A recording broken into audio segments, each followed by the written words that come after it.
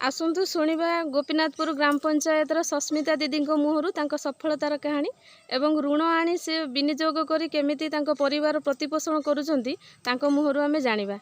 अच्छा सस्मिता दीदी जो पनीपरिया लगे या कौन कौटू ऋण आनी ना निजे लगे बैंक माने सोसाइटी ऋण आनिचु। आपणकर कौ एसएचजी सुभस्मिता एसएचजी जो ऋण करिसेंती केते टंका ऋण करिसेंती? लक्ष टंका ऋण करछु। लक्षे टंका कौन आप एका नहीं ना आउ 10 जन बांटिक नहीं? नाइ बांटिक नहीं हेले मु 20,000 आनछि। 20,000 कौन चाष कम लगे आनछंती? आज्ञा कौन कौन सब लगे आपन बाड़ी रे? बाइगण भेंडी कलरा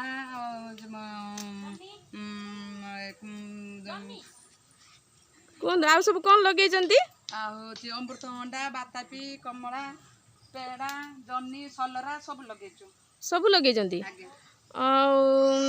बैगन जो लगे भेंडी जनी जो लगे केते दिन थरे तुलुचंती? 2-3 दिन थरे तुलुचु। केते लेखा बाहर?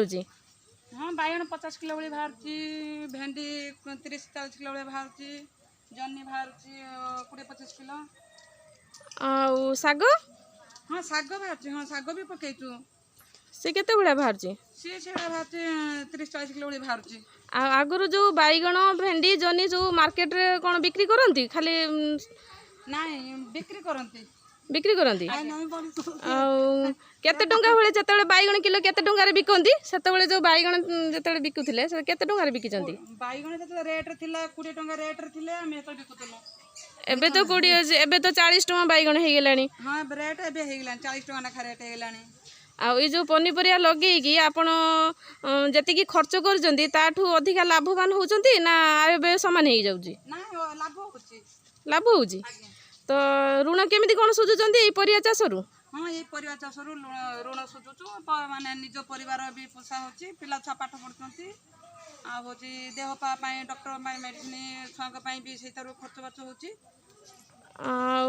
जो पनीपरिया चाष करिसेंती आपण तो या पई आपण को किछि ट्रेनिंग दिया जाय कि? नाइ ट्रेनिंग दिया जाय नै। ट्रेनिंग दिया गले अवश्य आमे टिका अधिका करि पारिबु किछि। आज्ञा आ होची ट्रेनिंग देले भी आमे आउटे फसल अधिका भलरे करि पारिबु। आमे जा जानिछु एबे सेमति चलिछु आ अपन बहुत बढ़िया कि ट्रेनिंग न नै मध्ये अपन बहुत बढ़िया करिसेंती बुझले।